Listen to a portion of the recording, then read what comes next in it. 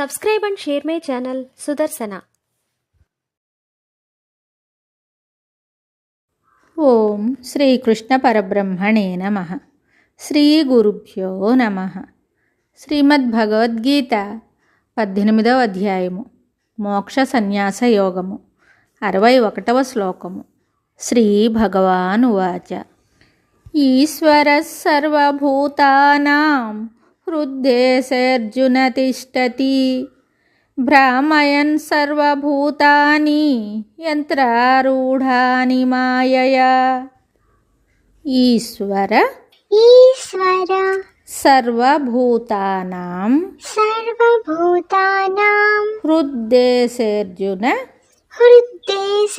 తిష్టతి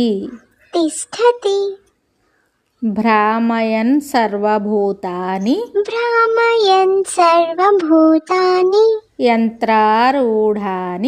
యంత్రారూఢాని మాయయా.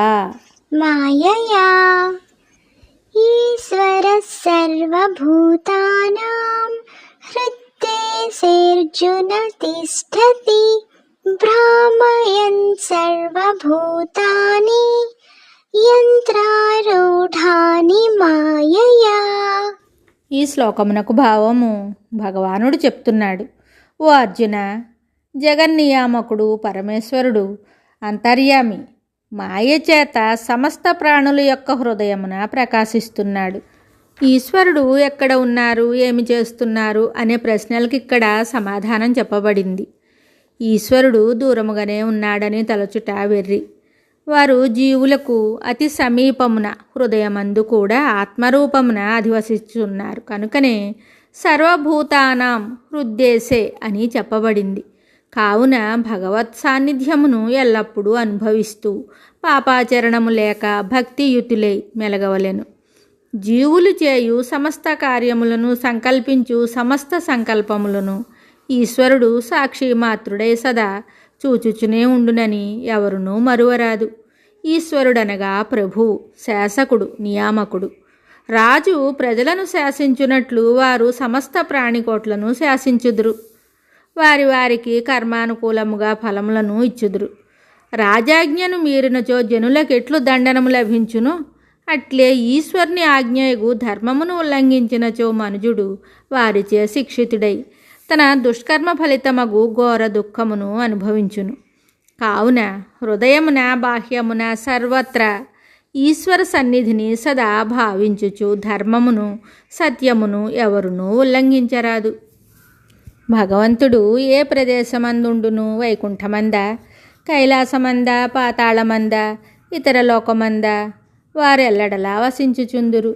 అతి సమీపమును గల హృదయ ప్రదేశమునందు ఉండును. కావున అట్టి పరమాత్మను సదా భక్తితో కొల్చుచుండవలెను.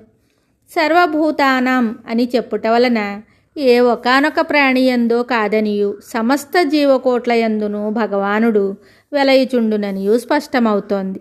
కాబట్టి చీమయందును, దోమయందును, పశువునందును, చండాలుని యందును వారు నివసించుచున్నారు. కానీ ఎవని చిత్తము నిర్మలముగా ఉండునో అతని యందు బాగుగా భాషించుచు వ్యక్తమగును.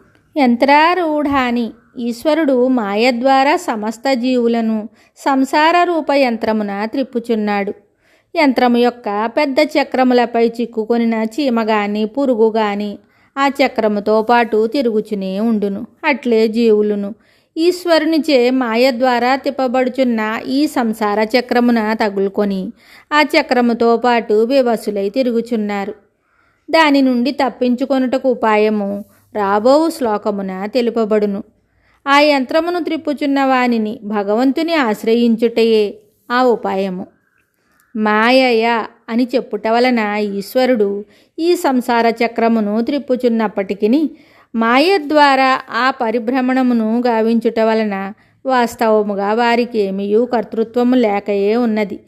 వారు సాక్షి మాత్రులై వర్తించుచున్నారు. మరి ఒక శ్లోకంతో మళ్ళీ కలుద్దాం. శుభం. Subscribe and share my channel Sudarsana.